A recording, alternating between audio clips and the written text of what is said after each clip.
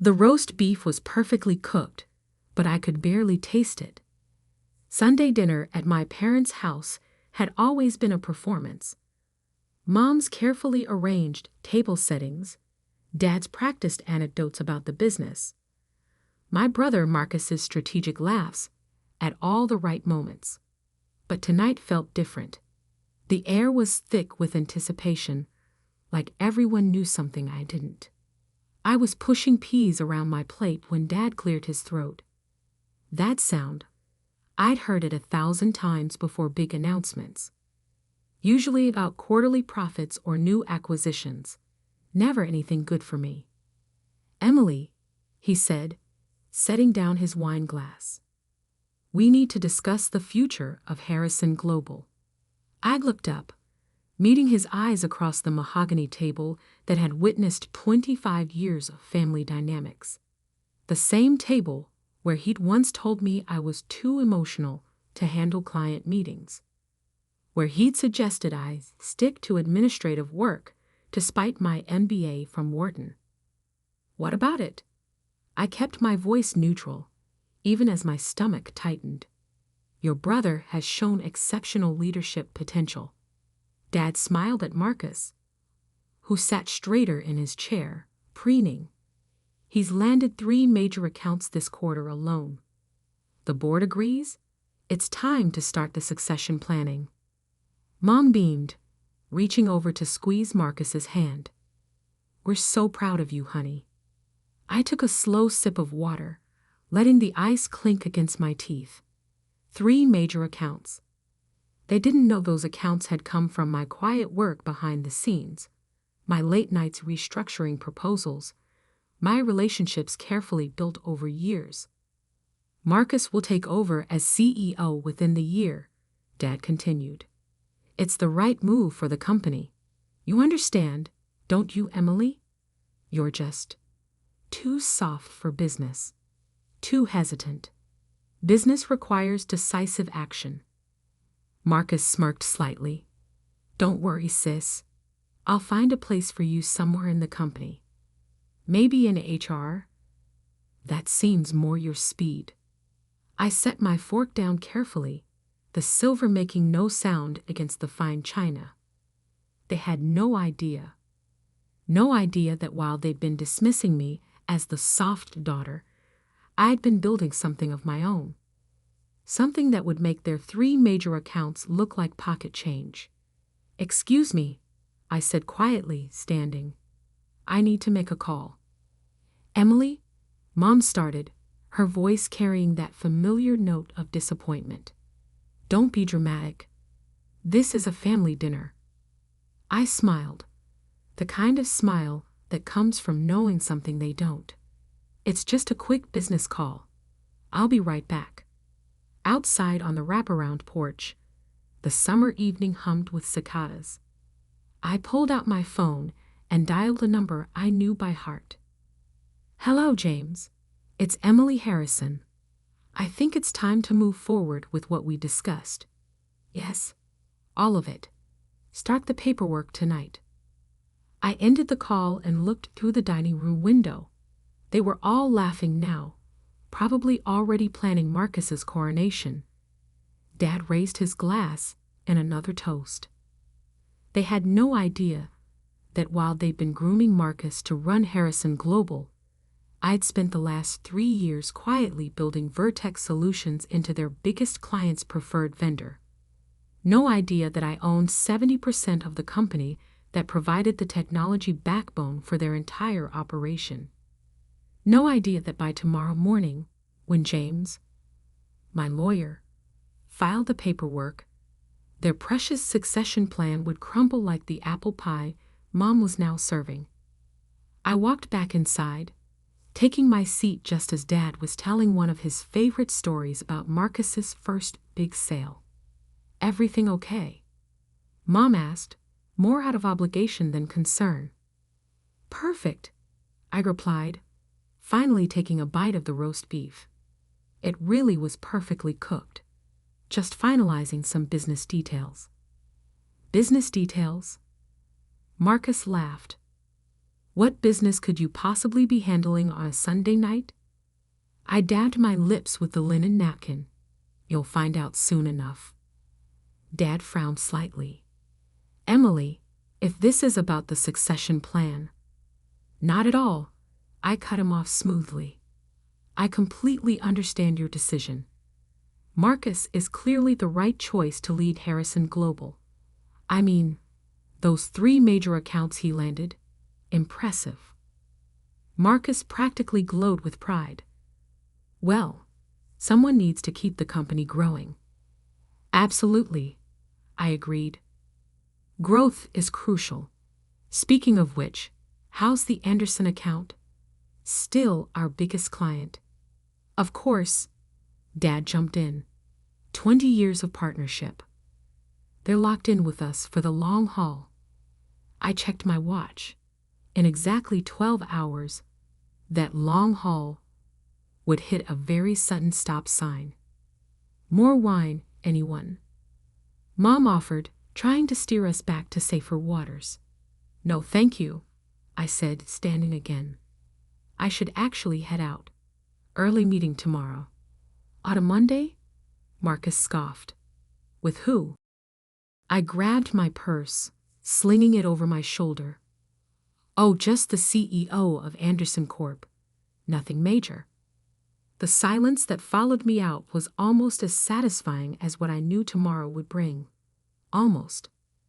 That night, in my downtown apartment, I sat at my desk reviewing the documents James had sent over.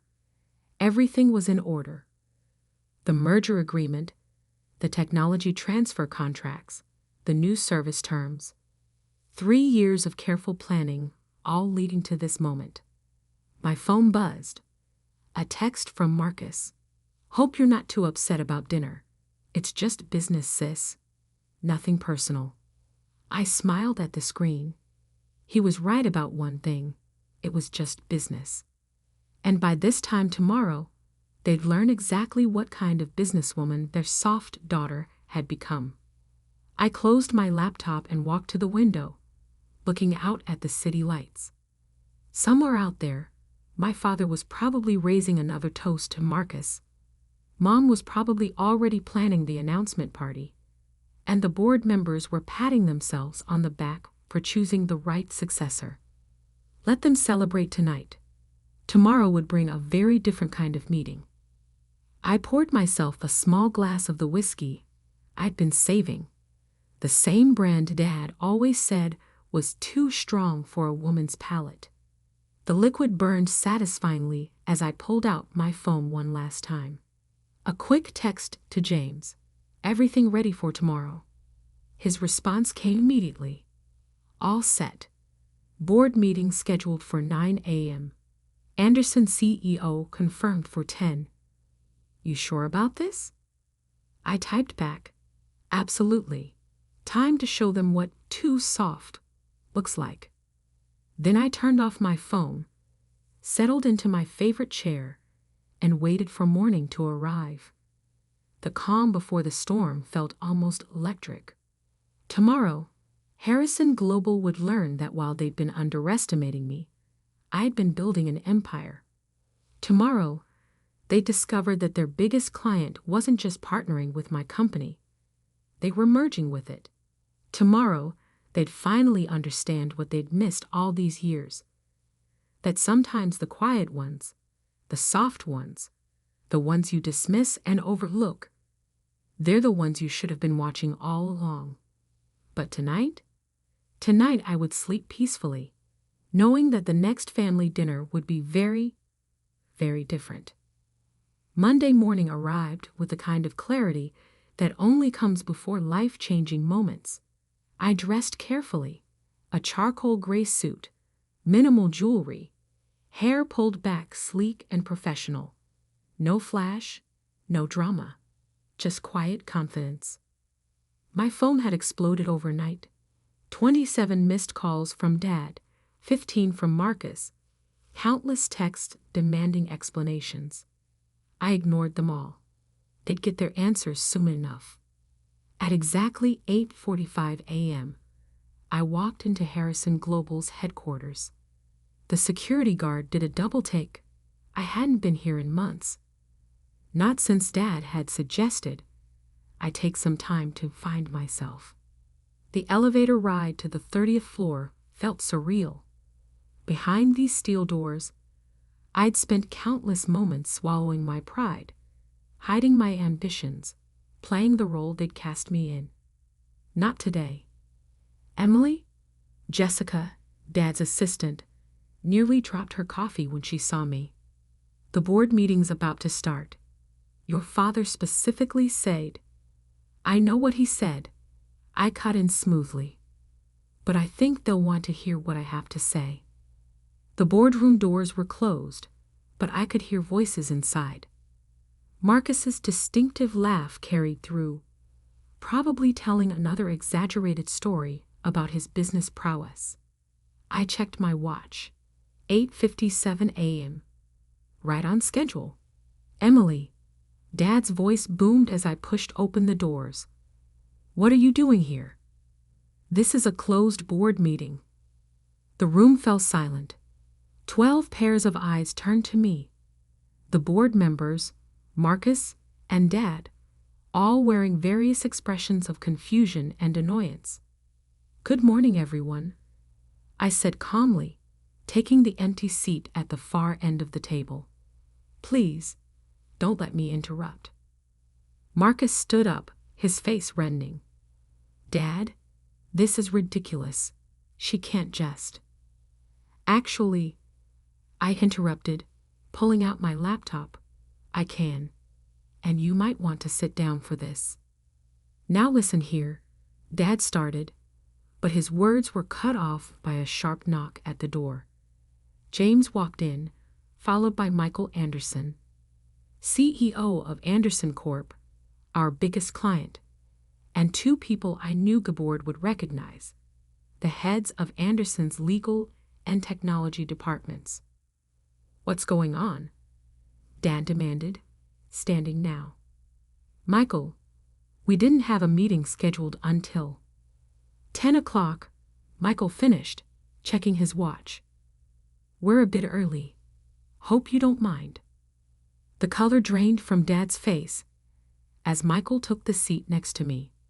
The others remained standing, creating a powerful visual I knew wouldn't be lost on the board.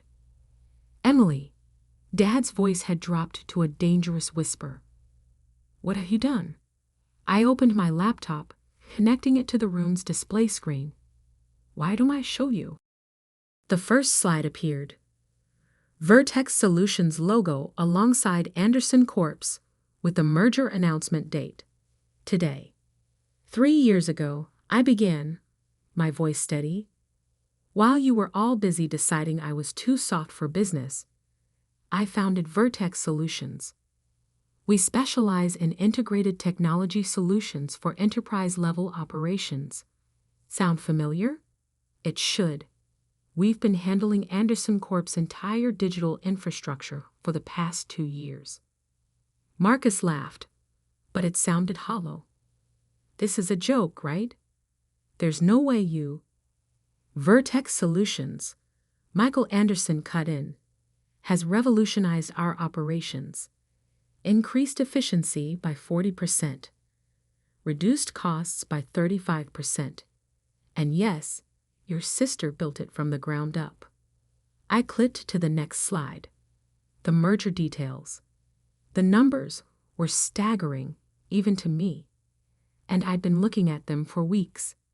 As of this morning, I continued, Vertex Solutions and Anderson Corp. Are merging.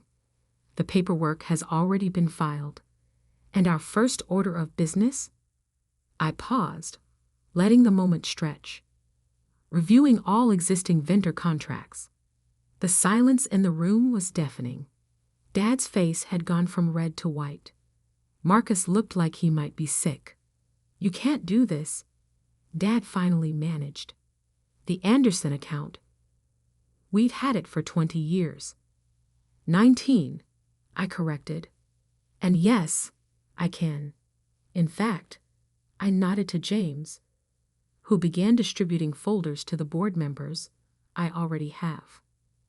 The folders contained what I knew would be their worst nightmare: a complete audit of Harrison Global's service delivery to Anderson Corp over the past 3 years.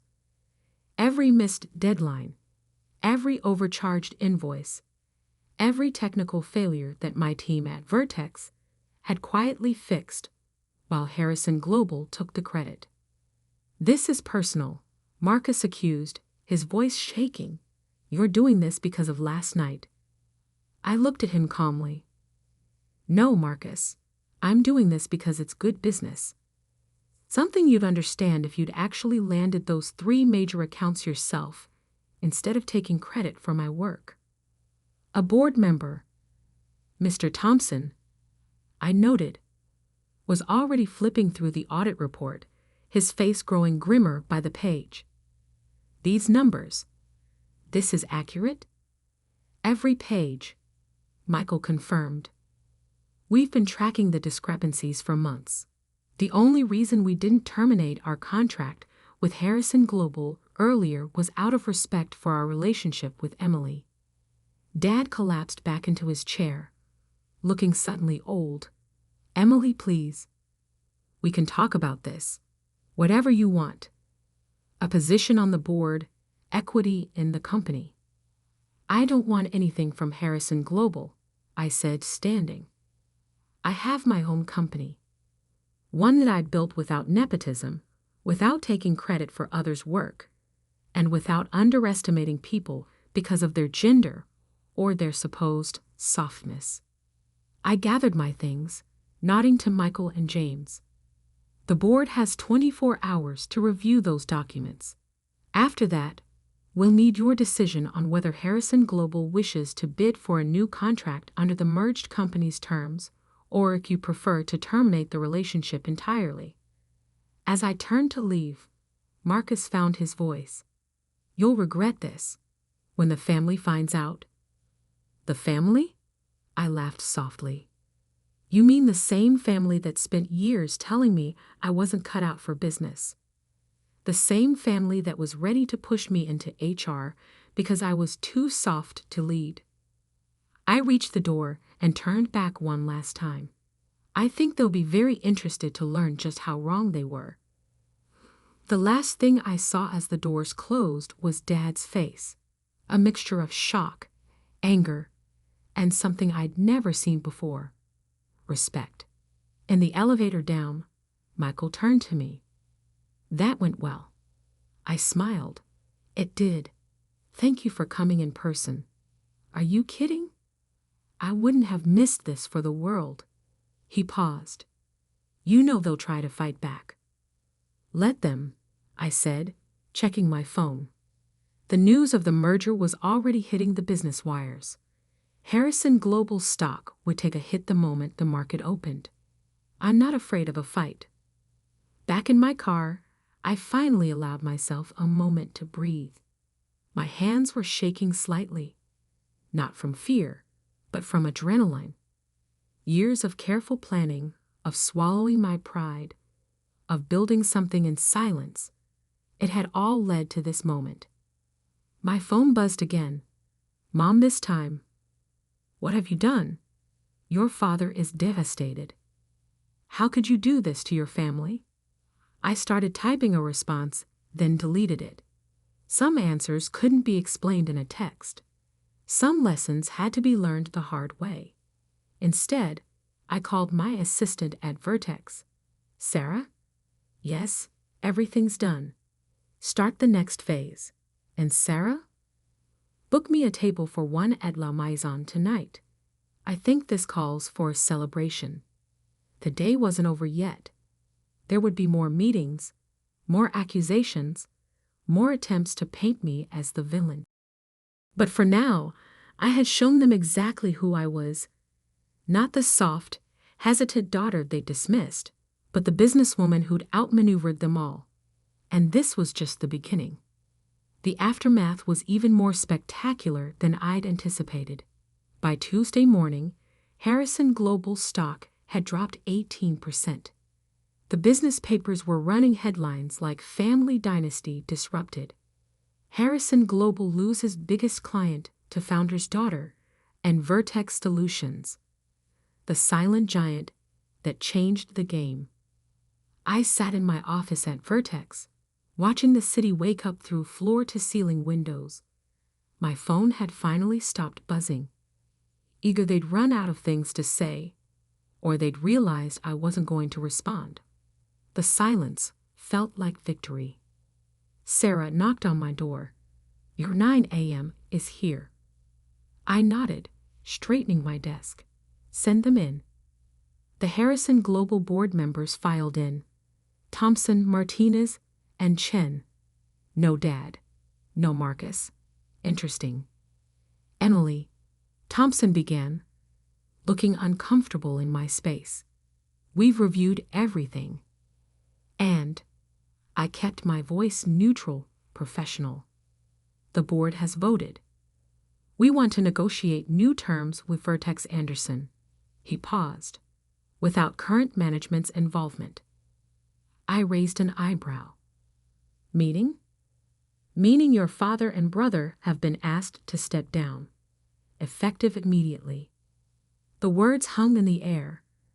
I hadn't expected this, hadn't planned for it. Part of me felt a twinge of guilt, but I pushed it aside. They'd made their choices. "I see," I said carefully. "And what exactly are you proposing?" Martinez leaned forward. "We want to discuss a potential merger. Harrison Global and Vertex Anderson. Combined resources, shared leadership." I almost laughed. "You want me to save the company?" "We want to survive," Chen said bluntly.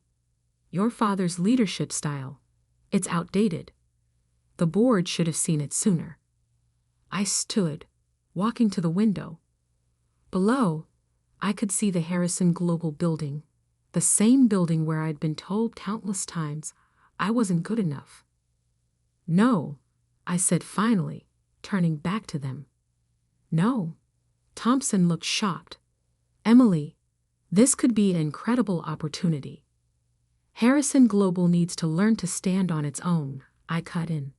"Without nepotism, without relying on family names. I'm happy to negotiate fair contract terms for future business, but a merger? No." They left looking defeated, but I felt lighter. This wasn't about destroying Harrison Global. It was about forcing change. That afternoon, I received an unexpected visitor. "Mom." "Security called," Sarah announced. "Your mother's downstairs. Should I send her up?" Mom looked out of place in my modern office, clutching her designer handbag like a shield. Her eyes took in everything. The views, the sleek furniture, the clear signs of success she'd never bothered to notice before. "So this is where you've been hiding," she said, attempting her usual dismissive tone but failing. "Building, Mom. Not hiding." She sat down, smoothing her skirt. "Your father's devastated. The board, they're forcing him out. Your brother too. Is this what you wanted?" What I wanted? I felt years of suppressed anger rising. What I wanted was for my family to see me, to acknowledge my capabilities, to stop treating me like I was somehow less because I didn't fit Dad's idea of a business leader. "We were protecting you." "No," I cut her off. "You were controlling me. There's a difference."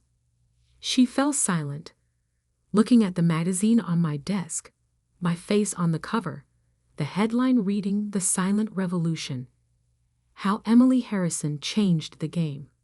"I don't even know who you are anymore," she whispered. "That's the problem, Mom. You never did." After she left, I called James. "How's it looking?" "Harrison Global's board is in chaos. They're announcing your father's retirement tomorrow, spinning it as a planned succession. Marcus is being quietly let go." I closed my eyes. "And the family?" "Your cousins have been calling. Apparently, There's a lot of money tied up in Harrison Global stock. They're not happy. They'll survive, I said, though the weight of it all was finally hitting me. That evening, I drove to my parents' house. The same house where just days ago they'd announced my brother's succession. The same dining room where they'd dismissed me one final time. Dad opened the door before I could knock. He looked older, tired, but there was something else in his eyes. "Emily," he said softly, "I suppose we need to talk." Inside, the house was quiet. No Mom, no Marcus, just me and the man who'd spent years underestimating me. "You could have told me," he said as we sat in his study, "about Vertex, about all of it. Would you have listened?" He was quiet for a long moment. "No," he admitted finally. "I wouldn't have believed it. That's the problem, isn't it?" I nodded, feeling tears threatening but holding them back. "You never saw me, Dad. Not really." "I saw what I wanted to see," he said. "A daughter who needed protection.